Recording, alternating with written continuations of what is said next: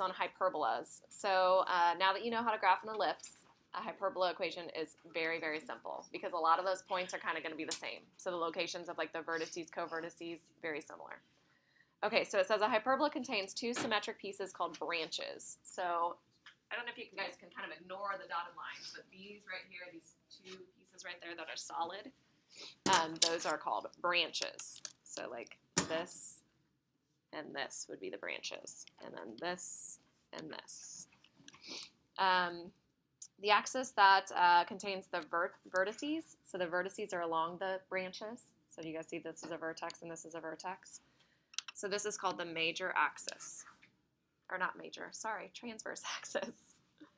So I always remember transverse contains the vertices. And the axis that contains the co-vertices is called the conjugate axis. So co-conjugate. Okay? The conjugate axis involves these points here, which are the co-vertices. Okay, we don't actually, co-vertices aren't actually on a hyperbola, but they're useful when we're sketching this out. Okay, so in order to sketch things, we're going to find the vertices, co-vertices, and then we're going to draw in a box. Do you guys see that kind of box in the middle? And once we have that box shape in, then we're going to draw in these two things. And those are asymptotes. So remember, I kind of mentioned asymptotes the other day. It's a line that you get closer and closer to, but you never cross. Okay. So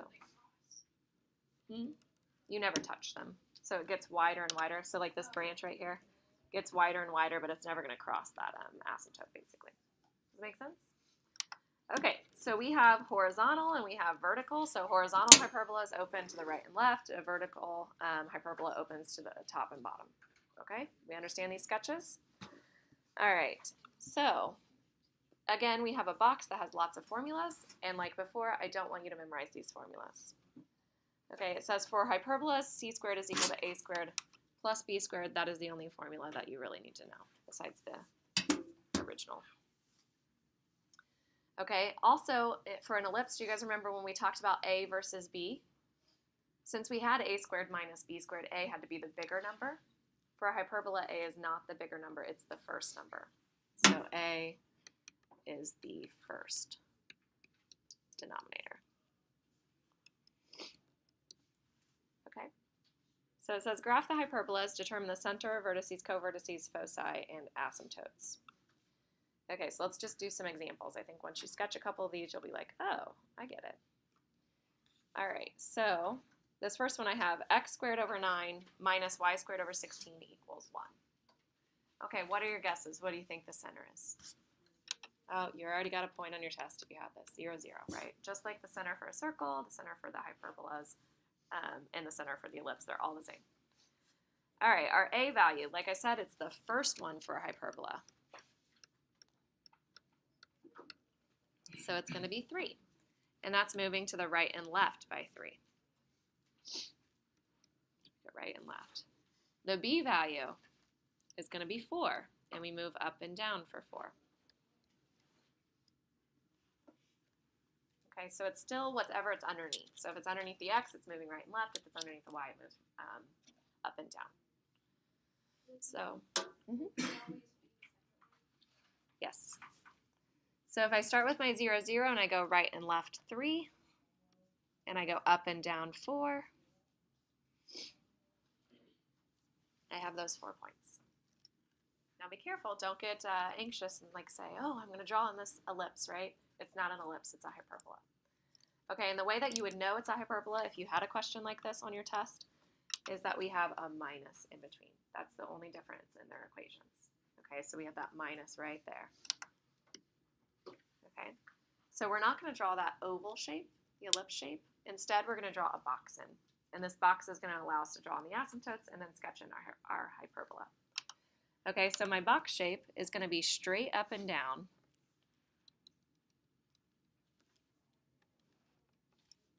You don't do like a diamond shape or anything, just a regular rectangle right there. And then it takes some skill sometimes to draw in the asymptotes. Can you guys do it? So it's going to go through the corner, and it's going to hit the center and go through the other corner. I know it seems like a simple thing, but Some people have issues with this. So it's going to go through the corner, then the center, and then the other corner. So that's one of the asymptotes. It's dotted because it's not actually part of our graph. It's just there to help us draw the graph in.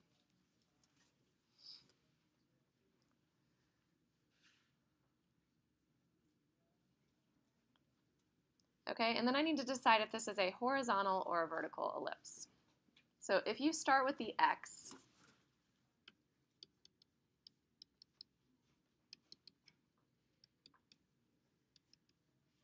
that means it's a horizontal ellipse. So it does not matter which one is bigger in this case. Okay, so remember with an ellipse, if the number was bigger under the y value, then it was a vertical ellipse. That is not true for our hyperbola. It is just whatever we started with. So since we had an x squared first, it's going to be horizontal. And a horizontal ellipse opens to the right and the left. You never go inside the box and you never touch the dotted lines. So you just get closer and closer to the dotted lines and you never go inside that box. See how it's sketched in? Hyperbolas are used, we use them for like microphones and stuff. Have you ever seen like at a sporting event? Have you ever seen those like clear microphones? I have a picture of one. But those are in a hyperbola shape. So there's actually quite a few things. So like mathematical because I know you can use the mathematical like help find the sides of the triangles, or you can use pi squared to find diameter. So like the hyperbola shape, you can look at the picture because I think I have one. Oh, maybe I don't. Maybe it's a parabolic actually. I don't know. I'll have to look up the different things for a hyperbola. I know we definitely use them though. All right, and then C. So if I'm finding C, remember C is using the formula just like with the Pythagorean theorem, a squared plus b squared. So the way I always remember this is if you had a minus in the original equation, then you have the opposite sign, you have a plus in this equation. Okay, so for the ellipse, we had a plus in the original equation. So in the c squared equation, it's going to be a minus. All right, so we're going to do c squared is equal to our two denominators, so 9 plus 16. So c squared is equal to 25, so c is equal to 5. Again, that was very nice of me, wasn't it? So the way that that goes, yeah, we go from our center, and we go out 5. Oops, and that might have been 6. I think I was too close there. 1, 2, 3, 4, 5. And we go to the left 5. What's the c equals c? C is equal to 5, yeah. Oh, I thought it said c on there. Yeah, c equals 5. C equals c. Oh, I see what you're saying. Okay, so c equals 5. Yeah, thank you. C equals c. That's true. C is equal to c, but you guys need that number, don't you?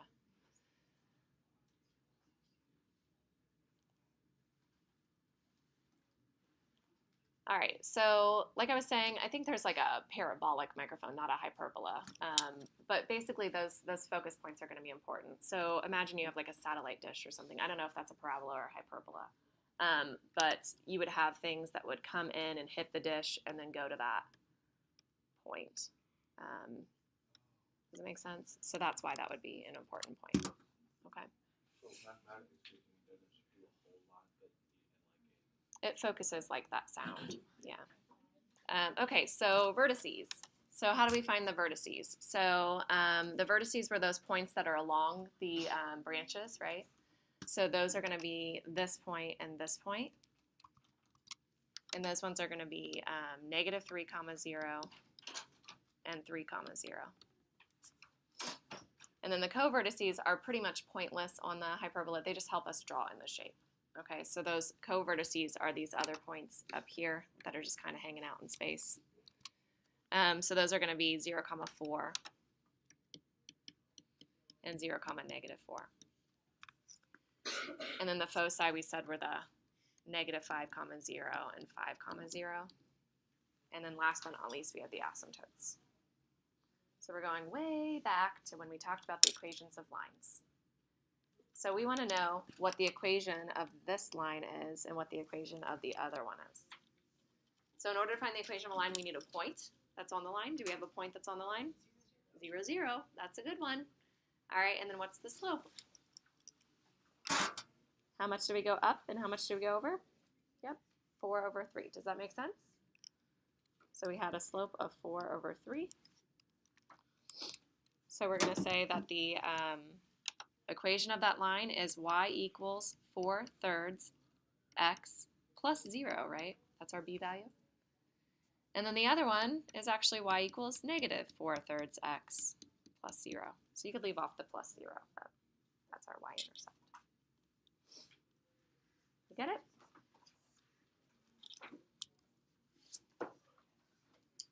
All right, next up. So I have y minus 1 squared over 25 minus x plus 2 squared all over 16 equals 1. So what is our center? Be careful. Ah, good. It's negative 2 comma 1. So make sure you do the x first and then the y, right? So negative 2 comma 1. Our a is the first number. It's 5. Since it's next to the y, it's going to go up and down. It's underneath the y. Our next number is going to be 4. Since it's underneath the x, it goes right and left. Our c value is going to be a squared plus b squared. So we take our two denominators and we add them, which makes this the lovely square root of 41. Told you I'd give you some messy ones sometimes. It's not always 3, 4, and 5. All right, and that's also going to go up and down because our first thing was a y, right? So this is going to be a vertical hyperbola.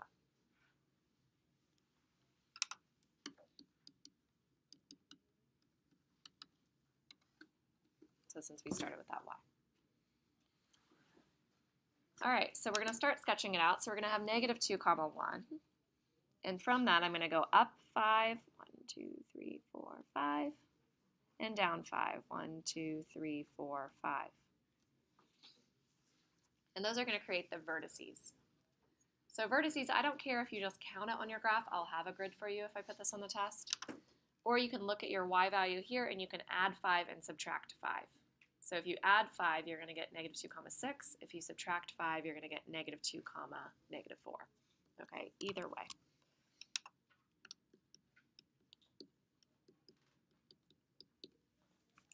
Same thing for the co-vertices. Since I'm going right and left, I'm affecting the x value.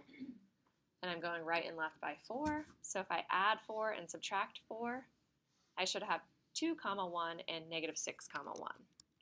So you can put it here first, and then you can check by going to the right 4 and left 4. 1, 2, 3, 4, and you should get those same points, right? So we were correct. Still making sense?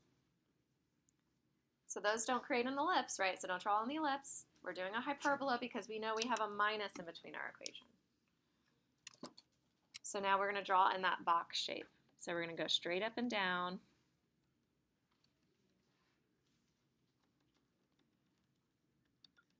And then we're going to draw in the asymptotes, which go through the corners and the center.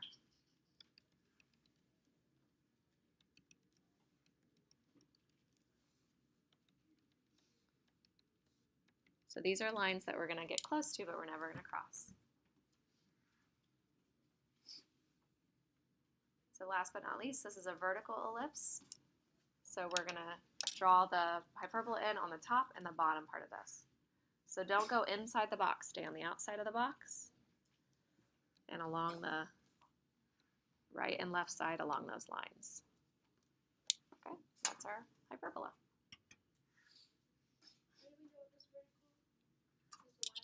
Uh-huh.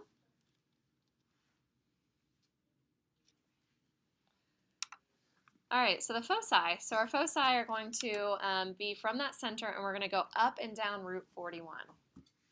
Yikes.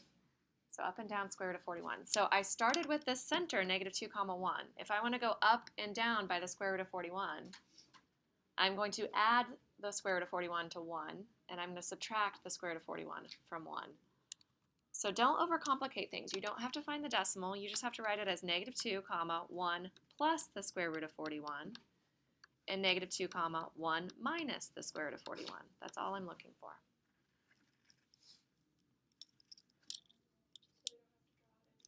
We are going to draw it in. So think about square root of 41. What perfect squares is that close to? 41 is close to what perfect squares?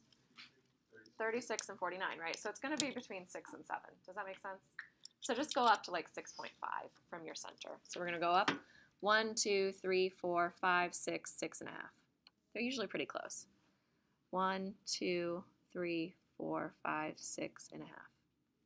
Pretty close to the actual vertex, right? Okay.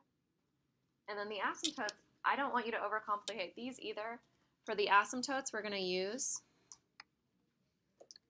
y minus y1 equals m times x minus x1, because that is the easiest way to write those equations. So I'm just going to write them very simply. Okay? What point am I going to use for both of those asymptotes? Negative 2 comma, not 6, negative 2 comma 1, right? Do you guys see? This is on both of them. So we're going to plug in 1 and negative 2 in there. So we're going to have y minus 1 equals some number, and then we're going to have x minus a negative 2, so plus 2. Okay, let's count the slope. So if I go from the center and I go up to the other corner, how much do you go up and over? So we're going to go up and over. We went up 5 and over 4. Those were our numbers from our A and our B. So our slope is 5 over 4.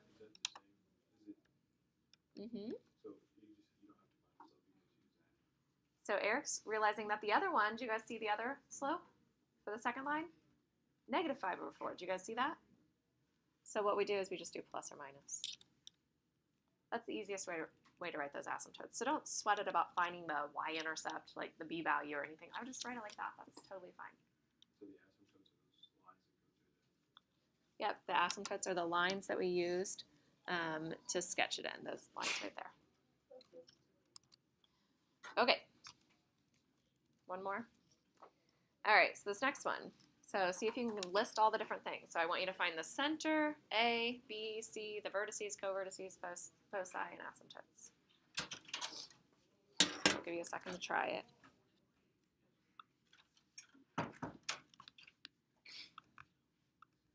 All right, so center, did you guys have 3, negative 4? 3, negative 4. Your A value is 3, and you're going right and left. Your B value is 6, and that's going to go up and down because it's underneath the y. Your C value is going to be the square root of 45. Right, you add your two denominators, which reduces down to 3 root 5. So I'm going to write it as 3 root 5. Okay, so as we sketch this out, we're going to have 3, negative 4 as our center. Good luck. We're going to do 3 going to the right and left. 6 going up and down. 1, 2, 3, 4, 5, 6. 1, 2, 3, 4, 5, 6. So that means that our vertices, we went right and left 3, so we're going to be at 6, negative 4, and we're going to be at 0, negative 4. And you can check, we're in those locations. Our co-vertices, we go up and down, so we're adjusting the y value. So if I add 6, I'm going to have negative 4 plus 6 is 2. And I'm going to do negative 4 minus 6 is negative 10. And those work as well. We then draw on the asymptotes, so we're going to go straight across and straight down.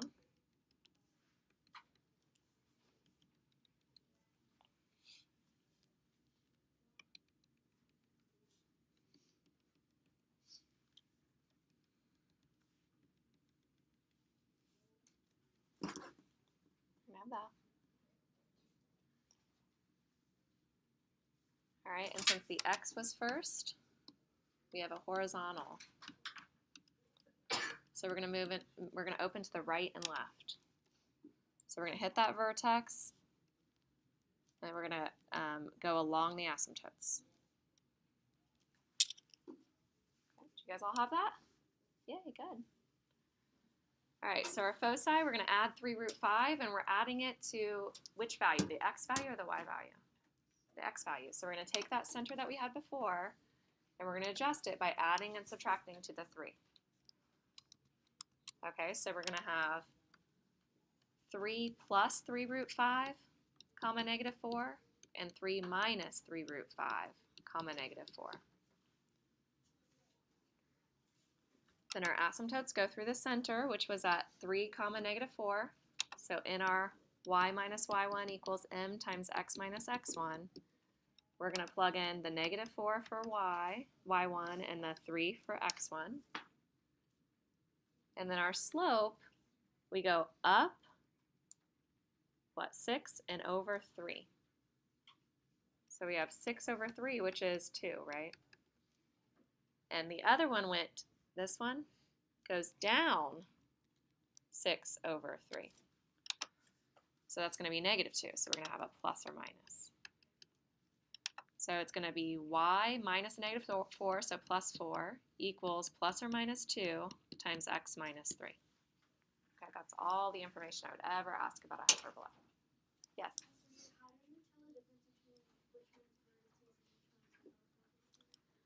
Basically how it opens. So if the x starts out the equation, then it's going to open horizontally. So the ones on the right and left are going to be your vertices. So it's not like the ellipse. The ellipse was the longer ones. It's not like that for the hyperbola. Okay, it's the first ones. Okay. Did you draw it the other way? Yeah, that happens a lot. Yep. All right, so number 4. So write an equation of the hyperbolas in standard form with the following characteristics. So again, if you just do a rough sketch, a lot of times you can find your A, your B, your H, your K, you can find all the information. And we always need A, B, H, and K. Those are the 4 things we're looking for. So we know H and K because it says our center is at negative 1, 3. Some of you guys might be able to figure out what A is and what B is just by looking at it. Okay, notice how our vertex is almost like the center, like the X value is the same. So what do you guys guess that our A is? It's 6, exactly. So if you cannot see that, then I would sketch it. It's totally fine to sketch it. So I have negative 1, 1, 2, 3. That's our center. And it says our vertex is at negative 1, 9. So we go up 1, 2, 3, 4, 5, 6 from there. So that distance is our A value, and it was 6. Our covertex is at 4, 3. So look at the center and the covertex. Notice how the y's are the same. How much did our x's change by? 5. That's going to be your B value. Did you see it? So we're going to go over to 4, 3. And that distance here, that is our B value. So B is 5. So we don't have to draw on anything else because we have everything. Okay? Do we start with our x, all of that squared, x minus h squared, or do we start with the y minus k? So we start with the y minus k. Okay, why is that?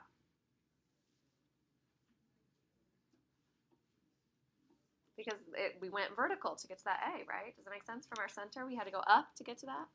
So that's going to start with our y. So we're going to have y minus the 3, that was our k, squared. Then we're going to have a minus in between, and we're going to have x minus a negative 1, so plus 1 squared. And we're going to divide out. It's equal to 1, just like the ellipse equation. And we're dividing by our a squared and our b squared. So underneath our y value, we have a equals 6, so we're going to do 6 squared, so 36. And underneath our x value, we had a b value of 5, so we're going to have 5 squared, so 25. And that's our equation. Oops, covered up my 1. All right. You guys understand? Okay, so for B, again, we have our H and our K. This time we were given A, so that's good. But we weren't given B. So how are we going to find B? C squared is equal to A squared plus B squared, right?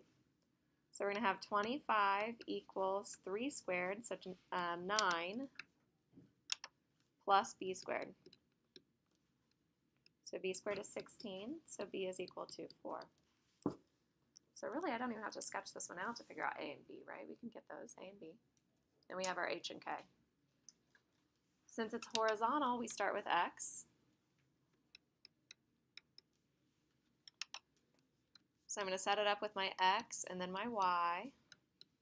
It's all going to equal 1. Sometimes it kind of helps if you can, start writing stuff. So you're like, okay, I got my x in parentheses squared, I got my y in parentheses squared, it's a minus in between it, it's all equal to 1. All right, and then we can fill in our spots. So we have our h and k. So h was -3, so +3. K is -4. We square the a value and get 9. And we square the b value and get 16. And that's our final equation. Okay, is that it? Is that the last one? All right, let me pass out your homework.